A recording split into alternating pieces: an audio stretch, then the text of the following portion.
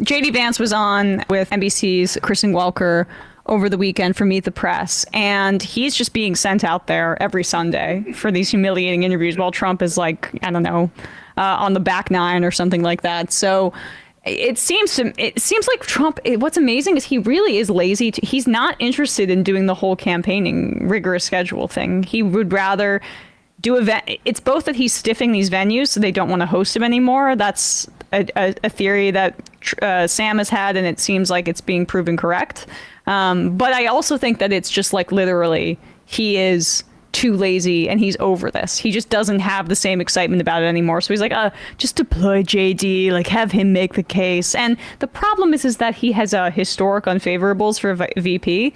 So him making the case maybe isn't the best move, especially when he acts like this when Welker asked JD Vance about his previous comments about childless cat ladies. Talk about women voters more broadly. The Census Bureau estimates there are 22 million women between the ages of 20 and 40 who, for whatever reason, do not have children. What do you say to those women who hear some of your comments, including the childless cat lady comments, which you've been asked about, but who feel as though you won't represent them? Well, I'd say, first of all, I will represent you. I want to be the vice president for the whole country, and I want to represent everybody. And yes, I made a sarcastic comment years ago that I think that a lot of Democrats have willfully misinterpreted. But what I've simply said is that I think that it's really a profound change that's happened in our country where we become anti-family, and I would like to change that. And I think if you talk to young women, whether they have children or don't want to have children, what you consistently hear is that a lot of young women feel like they don't have options. I saw this with my own wife, who's a working mother, who's a very, very accomplished litigator. She has 3 beautiful kids and always felt like she was having to balance being a good mom with being the kind of litigator that she wanted to be. Can you pause it? Bradley, good job. You caught that. She has 3 beautiful kids. Does she have a child from a previous relationship? Actually, no. I'm genuinely asking. Can you look that up? Because otherwise, if that's the case, that would make sense. But this is not what women's rights are about. It's not about allowing them to get back into the economy. This is also about the third different explanation he's had for these comments. Like I read one where it was, I don't know if it was like family member who it's like, she took the traditional homemaker route and then she's told by culture that that's not good enough and she's made to feel bad. That was the original thing, which by the way is ludicrous. Like the idea that all of society, you get a lot of messages both ways, one or the other. People need to grow some tough skin because that's what happens with choices. Some people make some choices, some people make the others. Yeah, no, I just verified on Wikipedia and what was sourced on Wikipedia for Usha Vance. They, in the Wikipedia page and what its source says, it says they have 3 children. They welcomed their 3rd child in 2021. Okay. Like my human uterus, whatever. My uterus provider, my uterus receptacle. She did have 3 children. Yes. That live in my home. That they do. I sometimes see them on occasion. Sometimes see them from time to time. Say hello, boy. I say hello. How long have you been here? Hello. Okay. Dad, I'm 7. Okay, good. Okay, good. I mean, remember when his son was asking him about Pokemon, and he said in his the day after he was announced as VP, he said, Hey, shut up for a second, son. Voluntarily providing that. And as Sam pointed out, which is I think what bears repeating, it's not even the sentiment, it's more the fact that he's on with the Nelk boys, on the Full Send podcast, using that as like a, right guys, aren't kids so freaking annoying? I told my kids to shut the hell up. Yeah, my stupid kid's interrupting me because he wants me to engage with him because he's into Pokemon.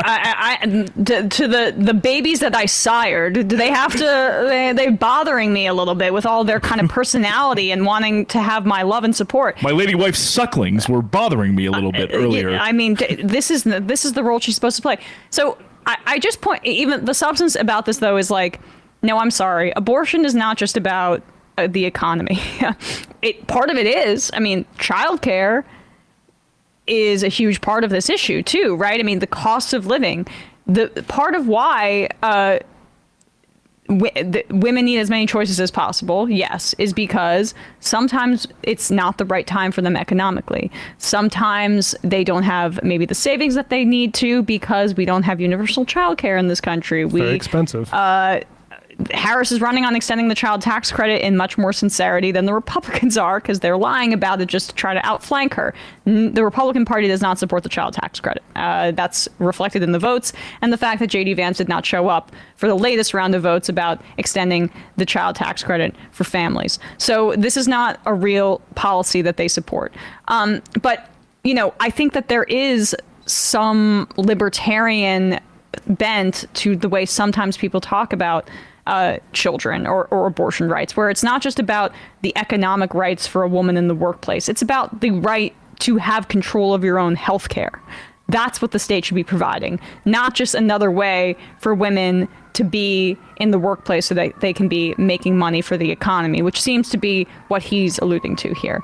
But also, JD, we know you guys are both extremely rich and went to Yale. Like, this isn't really passing the smell test that you weren't able to find some sort of options on this front. This is for everyday people. But keep going. Yeah, and also it was, just to remind people, the real reason he started talking about this was to attack AOC and Pete Buttigieg. Yes. For not having kids. And Buttigieg does have kids now, but. And Kamala Harris in that context of her having stepchildren. Yep.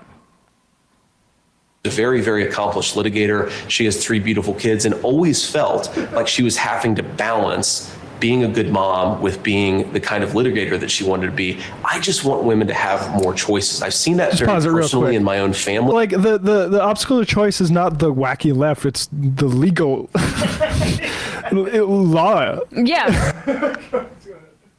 She wanted to be. I just want women to have more choices. I've seen that very personally in my own family, and I think it's something that is broken about our country. Let me zoom out a little bit. Please. You're calling it a sarcastic comment. Sure. And yet, some women, and you got the feedback in real time, felt like it was a gut punch to them personally. Do you regret making that comment? Look, I regret certainly that a lot of people took it the wrong way, and I certainly regret that the DNC and Kamala Harris lied about it. But do you regret what you said, Senator? Look, Kristen, I'm going to say things from time to time that people disagree with. I'm a real person. I'm going to make jokes. I'm going to say things sarcastically. And I think that what's important is that we focus on the policy. There are certainly going to be things that I say, if I'm elected vice president, that people are going to say, well, I wish he had said that differently. I think it's most important to actually be the person I actually am, and to say those sarcastic comments were made in the service of a real substantive point. This country has become too anti-family. It's too expensive to afford a house. It's too expensive to afford groceries. Donald Trump and I want to change that. And unless we get better leadership, we're not going to. But again, just It's a very lie. quickly,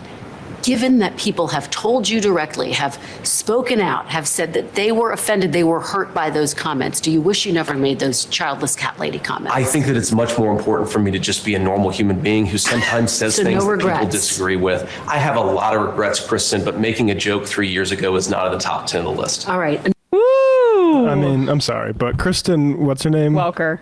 What a shitty job. He's lying about why he said that. He's not saying AOC Yeah. and Pete Buttigieg are having kids because of the cost of fucking groceries. She's letting him get, does anybody have a memory in this world? Well, the question is, nail him down, try to get an apology out of him. They have very narrow kind of objectives when they're asking these questions that don't have to do with the substance, which is extremely parrots. frustrating. I get it. But yeah, go ahead. And Welker would never kind of adopt any sort of like the BBC or like a British television style of interviewing where it's like, do not move on with the interview until you get an answer. She's very willing to kind of try a few times and then move on to her next question. But they let a lie go past. But on the shallow question that we're a little annoyed that she kept pursuing about the apology, she actually did get an answer, because he said, I'm not apologetic. I'm not going to apologize, which is like, hey, I mean, you want to go down that road? Okay, buddy. But I don't know if you look like a normal person when you don't refer to your children as your own. You call them hers and then say, I have to behave like a normal person. I'm going to make jokes.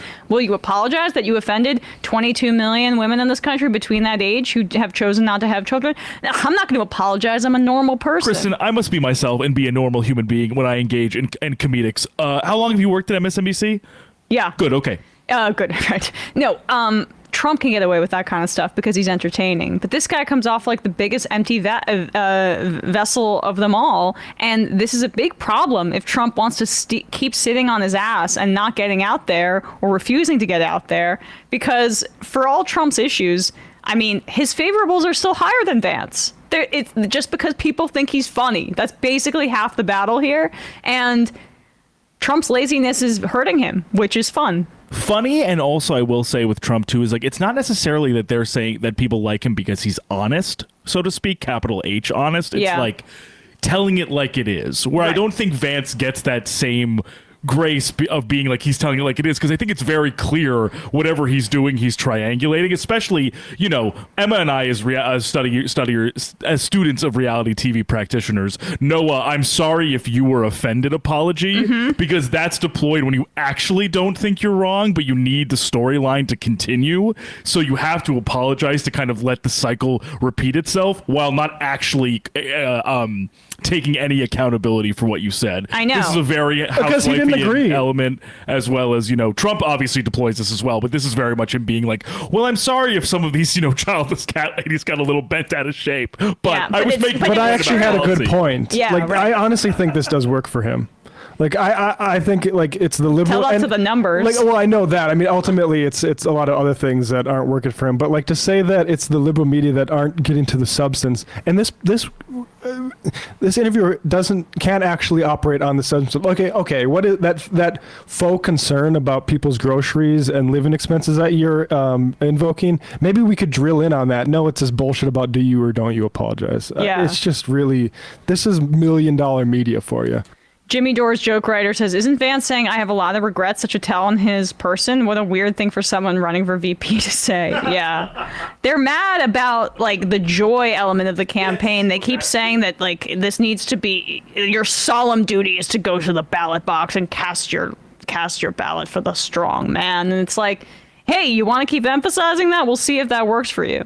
Scott Jennings on CNN, I literally was like, voters don't want joy, and the entire CNN panel laughed at him because it's like, what weak gruel to say that people don't want to be happy. Yes. And that is your oppositional stance when you're like advocating for the Republican Party ticket on TV. You know what's evidence of that is the fact that there are a lot of people that don't put Gaza as their number one issue. If they wanted to be miserable, they could tune into the news and engage in that horrifying story on a day-to-day basis. But that's gotten sidelined because of the desire to have that kind of joy to a degree. Right, to make where there's so many places to turn for pessimism, try as hard as possible to make it so that there is an optimistic outlook from a campaign perspective, regardless of what else is going on in the world. You know who ran on solemn patriotism? Biden. Yep. How'd that go for him? I love watching the Trump campaign turn into the Biden campaign. Hey, folks, don't forget to hit the subscribe button and check out our daily show. We do it every day at 12 p.m. Eastern for about 2.5 hours. We even take phone calls. You should check that out.